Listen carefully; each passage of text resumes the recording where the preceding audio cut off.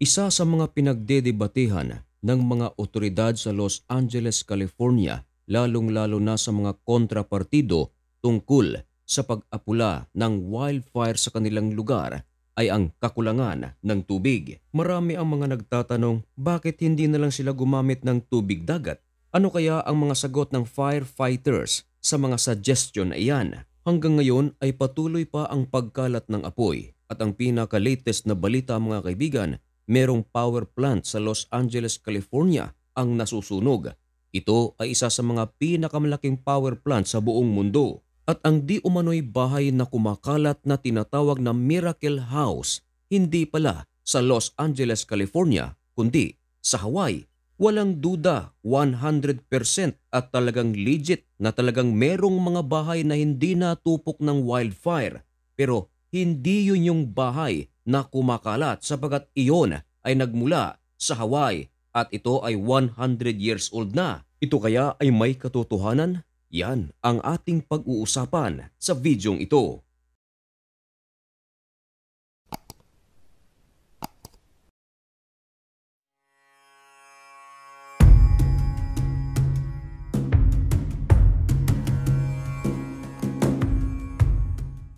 Ang video na inyong nakikita ay bahagi ng video ng isang interview ng mga taong ang kanilang bahay ay nakaligtas sa wildfire sa Los Angeles, California. Ininterview sila ng isa sa mga malalaking news agency sa kanilang bansa. Sino ba naman ang hindi maiiyak sa tuwa?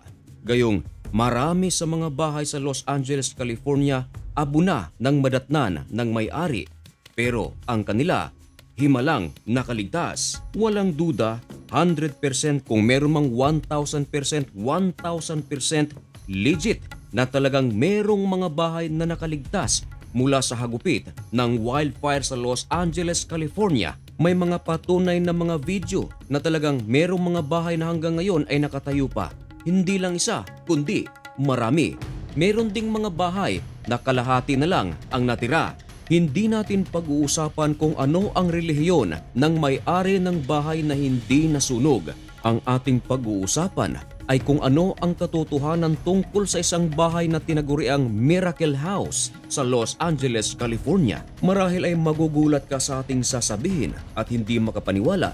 Baka magalit ka pa sa akin, pero bago ka magalit, panuorin mo muna ang videong ito. Ang bahay na inyong nakikita, ito ang kumakalat at nagba-viral na larawan sa kahit saang platform. Sinasabi na ito ay hindi nasunog sa wildfire sa Los Angeles, California.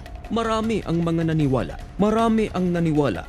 Marami ang nagbigay ng meaning. Meron pang ang iba nangangaral at ipinapangaral pa tungkol sa bahay na ito na di umano hindi nasunog sa Los Angeles, California. Uulitin ko mga mahal na kaibigan, totoo na may mga bahay na hindi natupok sa naturang wildfire sa Los Angeles, California. At nagsalita pa ang mga may-ari. Mangiyak-ngiyak sila dahil sa tuwa.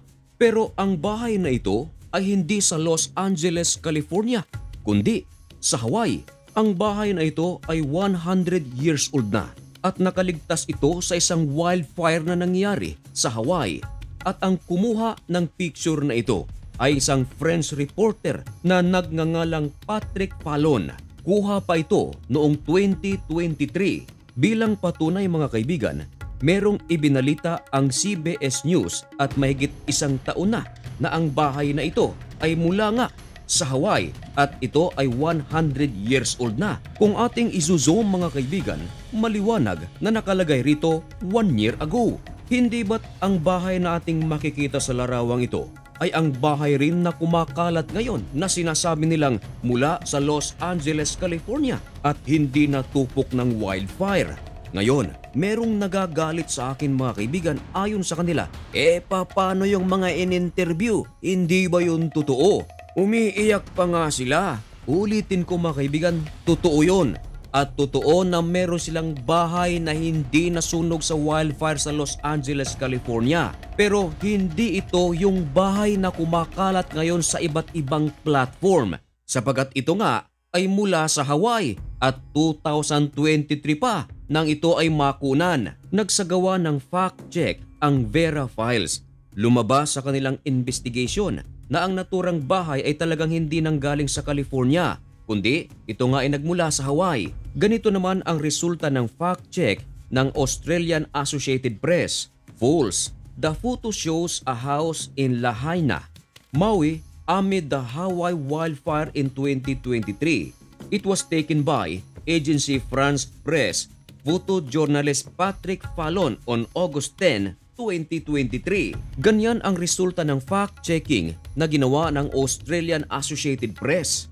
Ngayon, sa video na ating makikita, ibang-iba talaga. Sa kulay pa lang ay malalaman natin na talagang hindi ito yung bahay na nagva-viral ngayon. Sapagat dito sa video, itim ang bubong, samantalang ang tinatawag na Miracle House, pula ang bubong at puti ang body nito. At ayon nga sa ulat ng The Guardian, hindi lang isa, maraming mga bahay ang hindi natupok sa naturang wildfire. Lubos silang nagpapasalamat sa Diyos na makapangyarihan sa lahat sapagkat hindi nila akalain na ang kanilang bahay ay nariyan pa pala. Sa kabilang dako mga kaibigan, isa sa mga pinagdedebatehan kung bakit hanggang ngayon ay hindi pa naaapula ang sunog sa Los Angeles, California. Ayon sa kanila, kulang daw sa tubig. Merong ang pagkakataon na galit ang gobernador ng California kay Elon Musk at mga firefighters sa Los Angeles, California. Dahil ayon sa gobernador ng California, nagpapalabas daw ng maling balita si Elon Musk na sinasabing kulang sa tubig ang Los Angeles, California. Hindi raw ito totoo, marami raw tubig. Kaya lang, talagang mahirap daw apulahin ang naturang sunog sapagat napakalakas ng hangin. Merong mga nagsasuggest, bakit hindi raw gumamit ng tubig dagat ang mga firefighters sa Los Angeles, California? Ang sagot naman ng mga firefighters, hindi raw pwedeng gamitin ang tubig dagat sapagat ito raw ang dahilan na masisira ang kanilang mga kagamitan at baka hindi na mag-function ang ilan sa kanilang mga kagamitan dahil alam naman natin ito ay maalat. Samantala, ngayon ay January 18, 2025. Ayon sa pinaka-latest na balita, hindi pa tuluyang naaapula ang sunog sa Los Angeles, California. Lubos na nalulungkot ang mga otoridad at maraming residente sa Los Angeles, California sapagat ayon sa forecast, ngayong darating na linggo, muling lalakas ang hangin. Posible raw ito na makapagbigay naman ng ibang problema sa Los Angeles, California. Samantala, ayon sa ulat ng AP, na ang world's largest battery plant na nasa Northern na naglalaman ng mga 10,000 lithium batteries ay nag-uumpisa na namang tupukin ng wildfire. Pinagtutulungan itong apulahin ng maraming mga firefighter sa Los Angeles, California katulong ang ibang mga firefighter mula sa ibang estado. Ipagdasal natin na sana ay tuluyan ng maapula ang naturang wildfire nang sa ganon ay makapagsimula silang muli, lalong-lalo na ang mga tao na nawalan ng kanilang tirahan. Lalo na sa aking nasagap na balita, meron din palang mga Filipino-American ang nawalan ng bahay sa naturang lugar. Antabayanan lamang ang mga latest update sa nangyayaring wildfire sa Los Angeles, California at iba't ibang balita sa iba't ibang panig ng mundo dito lang sa Usapang Banal. Kaya para maging updated ka, isubscribe mo na rin ang maliit na channel natin na ito. Hanggang dito na lamang muna ang videong ito. May God bless you and thank you so much for watching. Goodbye.